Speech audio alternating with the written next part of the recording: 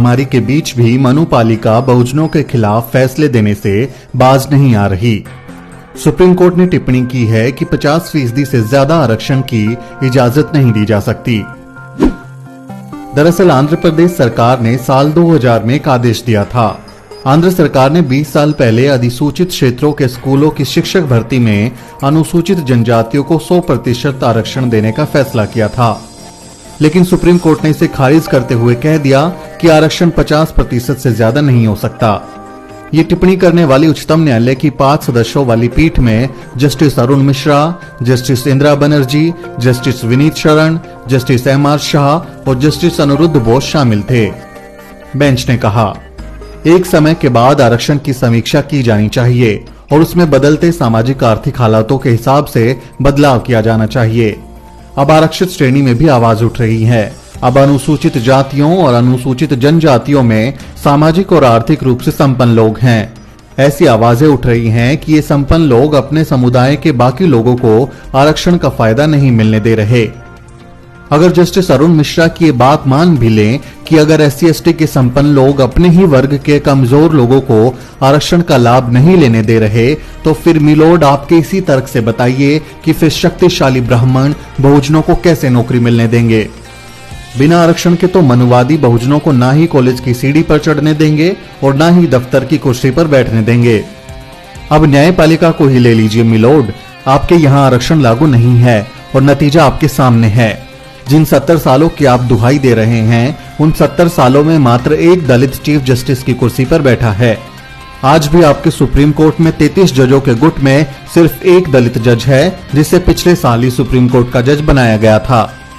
भारत के संविधान निर्माता डॉक्टर B.R. अम्बेडकर ने तमाम मौकों पर कहा है कि भारत में न्यायाधीशों का फैसला उनके जातीय चरित्र के मुताबिक होता है।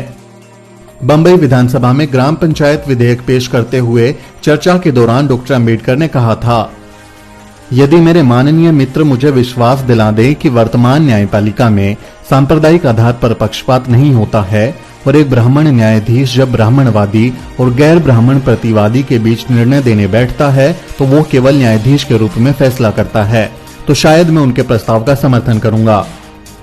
मैं जानता हूं कि हमारे यहाँ न्यायपालिका किस प्रकार की है। अगर सदन के मेंबर्स में धैर्य है तो मैं अनेक ऐसी कहानियां सुना सकता हूं कि न्यायपालिका ने अपनी स्थिति का दुरुपयोग किया और अनैतिकता बरती। इसलिए मिलोड, ब्राह्मण बनाम बहुजन हित टकराव के केस में ब्राह्मण कभी जज नहीं होता, हमेशा पार्टी ही होता है।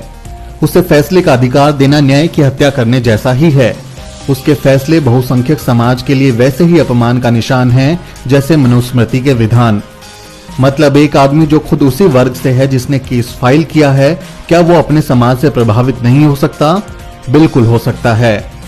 सवाल है कि एक ब्राह्मण अकेले बहुजन आरक्षण पर फैसला कैसे तय कर सकता है, जबकि यहाँ सीधे सीधे ब्राह्मणों के कॉन्फ्लिक्ट ऑफ इंटरेस्ट शामिल हैं। क्या बहुजनों का अपना कोई अस्तित्व नहीं है कि बहुजन हितों से जुड़े मामलों में बहुजन जज या कम से कम 2/3 निष्पक्ष जज भी हों?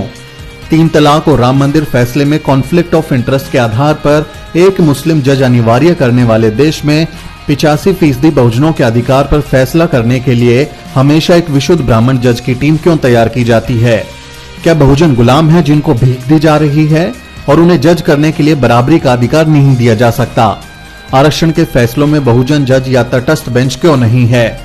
हम ये फैसला क्यों स्वीकार करें? क्या हमारा कोई स्वाभिमान या अस्तित्व नहीं है? मिलोड, अगर 50% आरक्षण की सीमा तय है तो फिर सवर्णों को 10% आरक्षण पर रोक क्यों नहीं लगाई गई? न्यायाधीशों का एक वर्ग चरित्र है।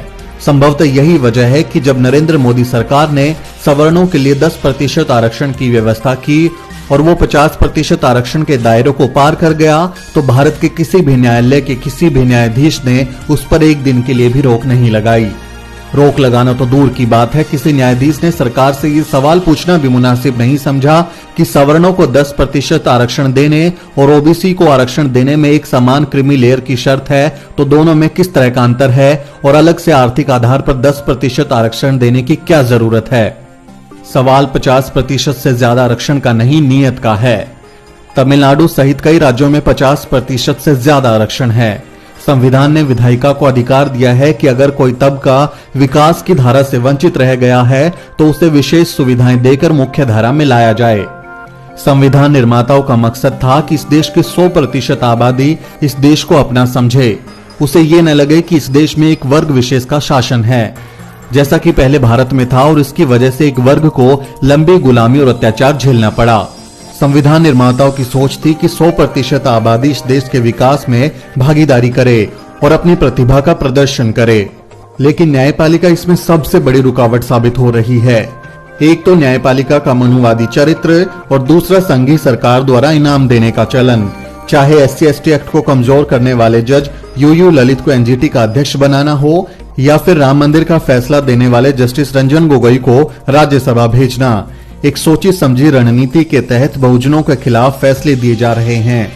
इसलिए जब तक न्यायपालिका में आरक्षण लागू नहीं होता और बहुजनों को पर्याप्त प्रतिनिधित्व नहीं मिलता, तब तक न्याय के मंदिर के पुरोहितों से न्याय की उम्मीद कम ही है। ब्यूरो रिपोर्ट, द शूद्र।